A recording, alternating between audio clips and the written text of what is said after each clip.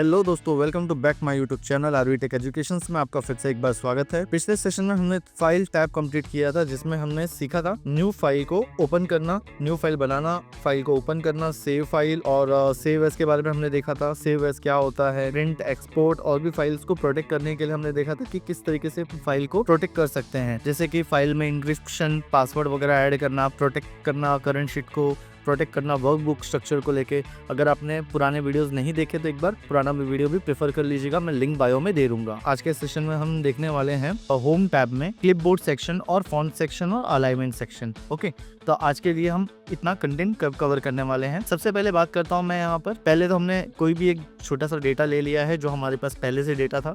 इस डेटा पे हमें काम करना है। यहाँ पर सबसे पहला ऑप्शन है कट, कॉपी और पेस्ट। कट के लिए हम यूज करते हैं Ctrl+X और कॉपी के लिए हम यूज करते हैं Ctrl+C। पेस्ट के लिए हम Ctrl+V यूज करते हैं। सबसे पहले बात करता हूँ यहाँ पे कॉपी की। Ctrl+C करते हैं, डेटा को सिलेक्ट कर लिया, कॉपी कर लिया, ये आपका डेटा कॉपी हो चुका है। अगर आपको किसी शीट पर अगर आपको कॉपी पेस्ट करना है तो आप इजीली कर सकते हैं। अगर आप करंट शीट पे भी रखना चाहते हो तो आप रख सकते हो, और अगर शीट 2 या शीट 3 पे भी अगर आपको रखना होगा तो आप इजीली रख सकते हो। Ctrl+V करोगे तो ये डेटाबेस आ जाएगा। इस तरीके से ये कॉपी और पेस्ट का इस्तेमाल होता है। कट का ऑप्शन, यहाँ पर मैंने इस डेटा को आधा कट किया और मैं चाहता हूँ यहाँ पर पेस्ट करना, तो Ctrl+V। कट का शॉर्टकट की है Ctrl+X और पेस्ट का शॉर्टकट की है Ctrl+V। ओके, तो इस तरीके से आप कट, पेस्ट और कॉपी का इस्तेमाल कर सकते हो। तो यहाँ पर अब हम फॉर्मेट पेंटर यूज़ करने वाले हैं। फॉर्मेट पेंटर के लिए कैसा होता है ना कि जैसे यहाँ पे एक तरफ मैंने फॉर्मेटिंग यूज़ किया है और एक तरफ ये पूरा का पूरा डॉक्यूमेंट्री मेरा नॉर्मल है। मैं चाहता हूँ कि ये इस तरीके से जैसे यहाँ पे फॉर्मेटिंग है वैसे सेम फॉर्मेटिंग यहाँ पर मुझे अप्लाई करना है। तो उस चीज़ के लिए मुझे यहाँ पर फॉर्मेट पेंटर यूज़ करना होगा। क्या करना होगा, बस मुझे थोड़ा सा कुछ फॉर्मेट सिलेक्ट करना होगा और फॉर्मेट पेंटर पे क्लिक करके जैसे ही आप उस चीज़ को ड्राइव डाउन करोगे वैसे ही सारी की सारी फॉर्मेटिंग और डेटाबेस अपडेट कर देगा। तो इस तरीके से वो फॉर्मेटिंग अप्लाई करता है फॉर्मेट पेंटर। इस तरीके से ये फॉर्मेट पेंटर का इस्तेमाल होता है। सबसे पहले फॉन्ट देखते हैं। फॉन्ट में देखोगे तो आप यहाँ पे बहुत सारे मल्टीपल फॉन्ट्स हैं। आपको जो भी लेना होगा आप यहाँ से फॉन्ट फॉर्मेटिंग चेंज करके ले सकते हो। जो भी अगर आपको चेंज करना है तो आपने चेंज कर लिया। इस तरीके से आप फॉर्मेटिंग को चेंज कर लिया। यहाँ से फॉन्ट, ये होता है फॉन्ट ग्रुप।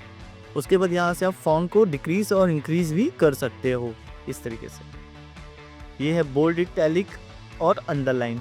इस तरीके से ये सारी की सारी चीज़ें यहाँ पर यूज़ होती है। यहाँ पर ये बॉर्डर भी दिया हुआ है। बॉर्डर आपको किस तरीके से रखना है डॉक्यूमेंट्री में आपके ऊपर है। आप यहाँ पर बॉर्डर में सिर्फ बॉटम बॉर्डर रखना चाहते हो तो बॉटम में बॉर्डर भी रख सकते हो। अब जैसे मैंने ये पूरा फॉर्मेटिंग सिलेक्ट किया, इसको क्लियर फॉर्मेट करते हैं, हम नॉर्मल रखते हैं पहले जैसा। यहाँ पर हमने फॉन्ट में बॉटम बॉर्डर पे क्लिक किया तो यहाँ पर आप देख सकते हैं कि बॉटम में सिर्फ एक लाइन हाईलाइट हो रही है इस तरीके से। तो ये जो होता है ना, ये होता है बॉटम बॉर्डर। अगर आपको टॉप बॉर्डर रखना है तो आप टॉप में भी सिर्फ हाईलाइट कर सकते हो इस तरीके से। तो ये आपको जब करना होगा तब आपको ये सिलेक्शन के फॉर्मेट के हिसाब से यूज़ करना है। ओके, तो bottom border, top border, left, right, no border, आप सारे के सारे बॉर्डर को रिमूव भी कर सकते हो। और अगर आपको अप्लाई करना है तो आप यहाँ से ऑल बॉर्डर पे क्लिक करके सब अप्लाई कर सकते हो ऑल बॉर्डर के लिए। या फिर आपको सिर्फ और सिर्फ बाउंड्री शेड देना है तो आप यहाँ से बाउंड्री वगैरह के लिए भी थिकनेस के हिसाब से देख सकते हैं ऐसे। इन सब चीज़ों के बाद है यहाँ पर बॉटम डबल बॉर्डर, जैसे डबल लाइन के फॉर्मेट पर आपको मिलेगा यहाँ पर bottom double border. Thick border भी ले सकते हो आप, करोगे तो थिक हो जाएगा इस तरीके से, थिकनेस बढ़ जाएगी उस चीज़ की। देखिए इस तरीके से। इसके बाद है यहाँ पर टॉप एंड बॉटम बॉर्डर। सिर्फ और सिर्फ आपको टॉप और बॉटम में रखना है तो यहाँ पे थिकनेस के हिसाब से भी हम यहाँ पर देख सकते हैं। किसके बाद है यहाँ पर ड्रॉ बॉर्डर। अगर आपको बॉर्डर भी ड्रॉ करना है तो आप ड्रॉ भी कर सकते हो। अगर इरेज करना है तो इरेज भी कर सकते हो। लाइन कलर वगैरह चेंज करना है, लाइन कलर चेंज कर सकते हो। लाइन का स्टाइल चेंज कर सकते हो आप यहाँ से। ये सब चीज़ें भी आपको यहाँ पर बॉर्डर्स में मिलते हैं। फिर यहाँ पे है ये फिल कलर। फिल कलर का मतलब क्या होता है कि ये जो फिल करेगा, ये किसको फिल करेगा, बैकग्राउंड कंटेंट फिल करेगा। ओके, आप देख सकते हैं यहाँ पर जैसे ये मेरा टेक्स्ट है, जो मैंने टेक्स्ट लिखे हुए हैं, जो भी आपने नंबर्स लिखे हैं, तो नंबर के आप बैकग्राउंड में देखोगे ना तो बैकग्राउंड में ये सब कलर्स चेंज हो रहे हैं इजीली। आप देख सकते हो, ये देखिए इजीली हमने बैकग्राउंड में कलर चेंज कर लिया है यहाँ से, जो भी कलर लेना चाहते हो आप। बट ये टेक्स्ट पे काम नहीं कर रहा, ये सिर्फ और सिर्फ क्या करता है, बैकग्राउंड को फुलफिल करता है। और जो ये सेकंड वन ऑप्शन है यहाँ पर, आपको ये फॉन्ट कलर मिलेगा, मतलब आप यहाँ पर टेक्स्ट पे काम कर रहे हो। जो भी आपको लेना है आप यहाँ से ले सकते हो। ये देखिए आपको जो भी कलर लेना होगा आप यहाँ से ले सकते हो, ब्लैक, रेड, आप यहाँ से इस तरीके से ले सकते हो। तो ये सारे के सारे सेक्शन मिलता है हमें फॉन्ट सेक्शन में। ओके, इसके बाद यहाँ पर हम बात करते हैं अलाइनमेंट सेक्शन में।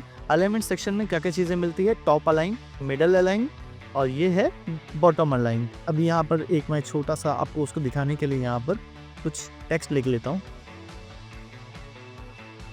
जैसे हमने यहाँ पर टेक्स्ट लिख लिया, अब यहाँ पर हमने बॉटम अलाइन रखा है इसीलिए बॉटम में है। अगर मैं यहाँ पर मिडिल करूँगा तो मिड में आ जाएगा और ये टॉप करेंगे तो टॉप में आ जाएगा। इस तरीके से ये चीज़ें यहाँ पर पता चलती है। जब आपके सेल के बीच में स्पेस ज़्यादा होगा तो आप इन सब चीज़ों को इजीली काम कर सकते हो।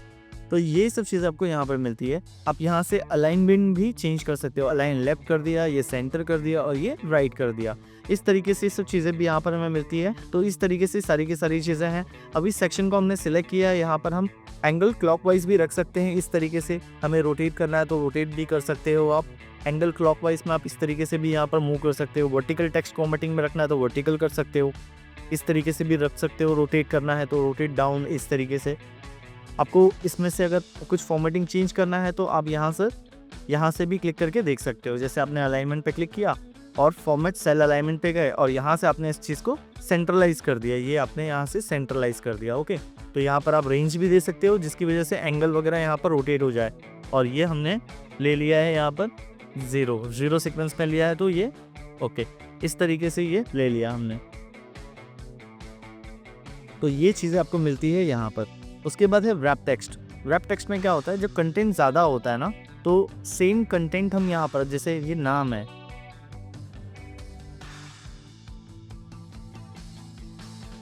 ये नाम काफ़ी बड़ा हो गया है। अब मुझे पता है कि ये एक सेल में नहीं आ रहा, मतलब ये 2-3 सेल कवर कर रहे हैं। आप देख सकते हैं यहाँ पर ऐसा लग रहा है कि ये यहाँ तक आ रहा है, ये पूरा यहाँ तक कवर कर रहा है। अब इससे मुझे एक सेल में प्रॉपर मैनेज करना है तो मैं यहाँ पर जैसे ही रैप टेक्स्ट पे क्लिक करूँगा ये एक सेल में प्रॉपर डेटा को एडजस्ट कर देगा। तो ये होता है रैप टेक्स्ट। ओके, इस तरीके से ये होता है wrap text. Okay, next one है यहाँ पर मर्ज and centre. Merge and centre मतलब क्या होता है, ये आपने इसको सिलेक्ट किया है ऑलरेडी, हम लोग देखते हैं यहाँ पर। अब जैसे ये टेक्स्ट हमने लिखा था, यहाँ पर मैंने यहाँ पे इतना सेक्शन सिलेक्ट कर लिया है।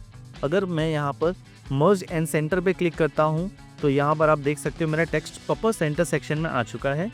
और अगर मैंने मर्ज अक्रॉस किया तो यहाँ पर आप देख सकते हो कि ये सेल वाइज, जैसे सेल होंगे ना, सेल को प्रॉपर वो रोज में कन्वर्ट कर देगा। ओके, इस तरीके से जैसे मैंने सेल्स थे, मल्टीपल सेल्स थे, उसको रो में कन्वर्ट कर दिया। तो ये जो चीज़ें होती है ना अक्रॉस सेल्स के हिसाब से आप देख सकते हो मर्ज सिलेक्टेड सेल यहाँ पर आपको मिल जाएंगे रोज में। ओके, तो आप इस तरीके से भी देख सकते हो।